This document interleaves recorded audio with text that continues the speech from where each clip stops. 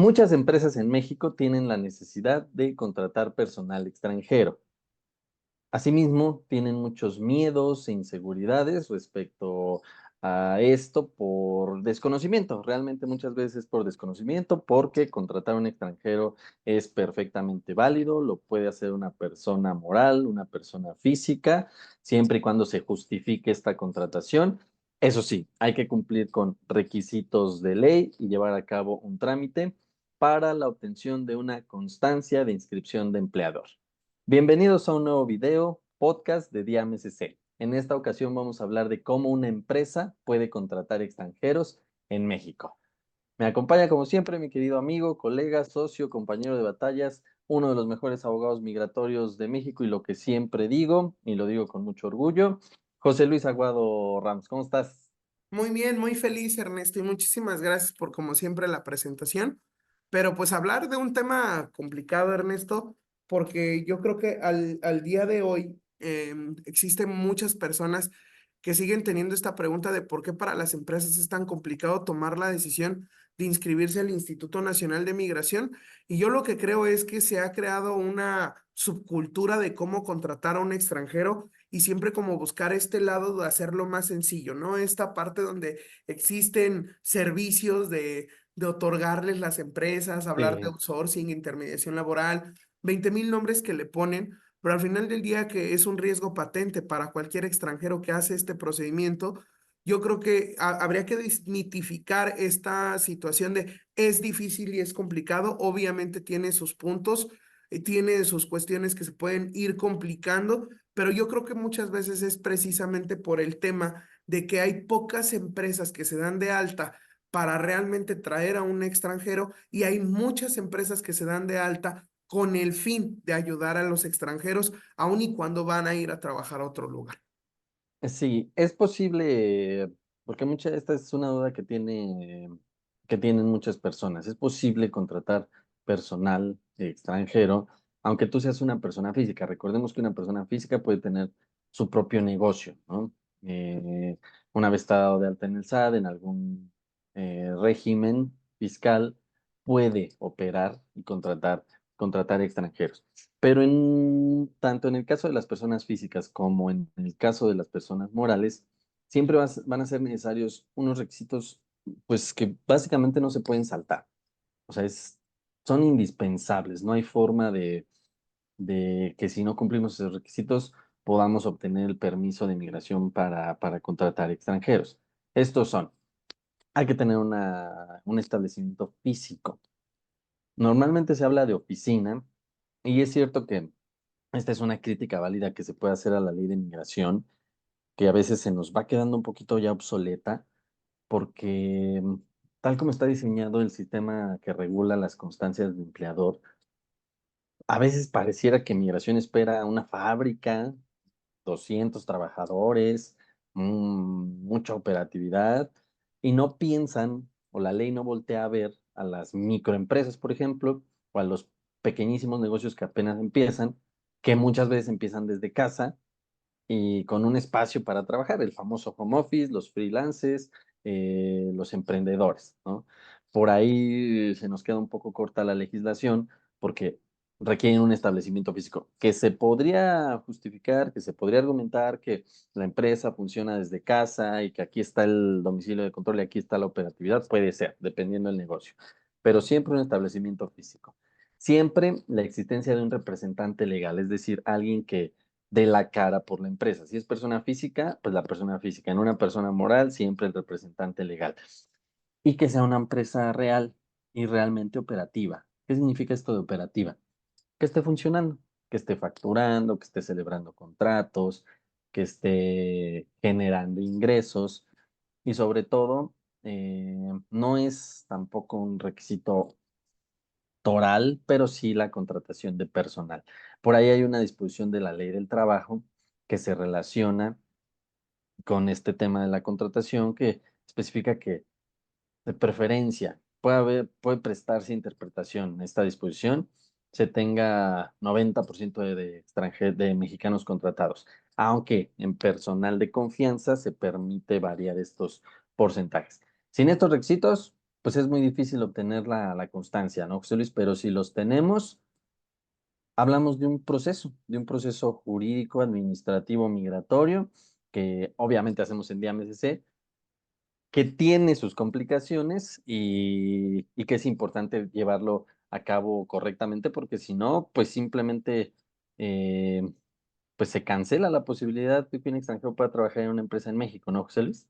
Sí, yo aquí sí quisiera hacer y acotar lo que nos explica Ernesto, porque es muy real que el problema que tenemos hoy con las empresas es un tema de ignorancia. Y cuando me refiero a un tema de ignorancia, no es por atacar absolutamente a nadie ni tratar las cuestiones malas. O sea, el Instituto Nacional de Migración yo creo que nace con una figura donde lo que busca es establecer regímenes correctos para poderle dar el beneficio a los extranjeros para que puedan allegarse a los elementos como es un permiso de trabajo. Pero también es cierto que han sido mal utilizados y han sido llevados de manera errónea a lugares incorrectos. Hoy en día, por ejemplo, yo lo decía en su momento, el Instituto Nacional de Migración tiene muchos temores y es el mal uso de las empresas para atraer extranjeros. Yo lo que siempre he dicho y al día de hoy el Instituto Nacional de Migración, por lo menos con Día se lleva una relación muy afable y no tiene nada que ver con una relación de contactos ni una relación de hacer cosas incorrectas, porque precisamente en Día lo que nosotros nos encargamos es de hacer los procedimientos conforme a la ley, en pleno seguimiento y apego a la ley. Lo más lejano que tenemos, pues, es cuando discutimos un derecho realmente legítimo, que es donde a lo mejor llegamos a incomodar al Instituto Nacional de Migración, pues es cuando hay una violación flagrante de derechos. Pero les voy a dar un ejemplo, ¿no? Y esto se los comento a partir de experiencias reales que existen. Obviamente no damos nombres ni nada por el estilo porque sería algo súper incómodo para muchas personas, pero hay que explicarlo de manera realista. Tenemos una persona que le dicen te voy a contratar en tal empresa, esa empresa porque a lo mejor le falta una opinión de cumplimiento, a lo mejor le falta hacer algo, empieza el procedimiento, contrata a un abogado, el abogado le dice que mejor lo hagan con otra empresa, que registren esa empresa porque es más sencillo y esa empresa que porque es más sencillo terminan haciendo 3, 4, 5, 6 procedimientos y terminan en 2 años de proceso donde a lo mejor pues terminas obteniendo el oficio del Instituto Nacional de Migración y como bien comentaba Ernesto, no le das un trabajo congruente a la persona, porque eso Claro. es uno de los problemas más claros que tenemos. Si yo soy una persona, y yo se los he comentado muchas veces porque tenemos clientes que me dicen, oye, José Luis, yo soy una persona física, yo trabajo para una empresa y gano tal cantidad de dinero, ¿yo puedo contratar a mi nana para que venga porque es mi personal de confianza? La respuesta es sí, siempre y cuando manifiestes y le expliques al instituto de manera real, congruente, precisa, bien estructurada y que te escuche, porque ese diálogo que existe entre el instituto tiene que ser congruente. Muchas veces los abogados caemos en el error y el problema de que no acercarle la información al Instituto Nacional de Migración no es correcta. Obviamente, todas las contrataciones son legítimas si tienen una justificación perfectamente idónea o perfectamente estructurada para el instituto. Yo no puedo fingir que una persona que estudió contabilidad, que es experto en inversiones y que literalmente gana cerca de 4 o 5 mil dólares y tiene para pagar un vuelo a Panamá o un vuelo a Estados Unidos o un vuelo a Francia, lo voy a mandar a Guatemala a que haga una entrevista consular diciendo que va a ser chofer, pues yo se los puedo decir y como siempre lo platico con todas las personas. El Instituto Nacional de Migración tiene una capacidad enorme de encontrar las mentiras. ¿Por qué? Porque también seamos realistas. El Instituto Nacional de Migración, su trabajo esencial es el control del flujo migratorio y es el control de esto. Lo que bien decía Ernesto, el Instituto Nacional de Migración es mucho más duro con una empresa que apenas va iniciando. El problema es que el abogado a veces ni siquiera explica correctamente y por eso es importante tener un buen asesor migratorio. ¿Cuáles son las condiciones de la empresa? ¿Ok? Quiero traer a un gerente de nacionalidad china que va a instalar un proyecto aquí en México, en que queremos tratar el trámite de traerlo como directivo y ya. No, el instituto necesita información, necesita saber qué está pasando para corroborar la veracidad de los elementos aportados. Y eso es lo más importante que nosotros tenemos que tener como respaldo al momento que estamos haciendo y realizando procedimientos migratorios. Si yo no le estoy entregando al Instituto Nacional de Migración la información correcta, siempre va a ser un problema. Entonces, para mí, dejarlo de manera realista a cualquier persona que nos está escuchando, si tú eres un empleador o si eres un extranjero, habla con tu empleador y acércate a un abogado migratorio que sí tenga la responsabilidad de la experiencia de llevar un procedimiento que sí vaya a tener un resultado correcto, porque muchas veces no es difícil.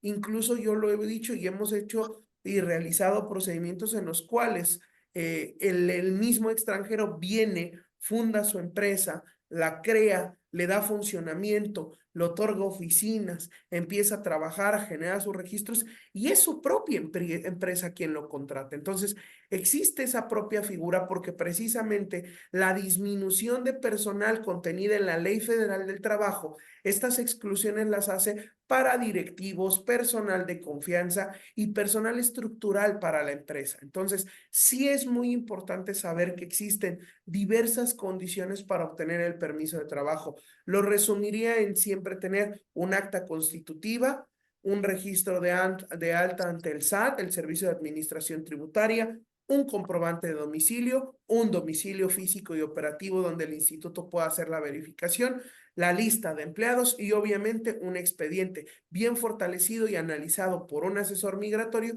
que me permita obtener el resultado positivo.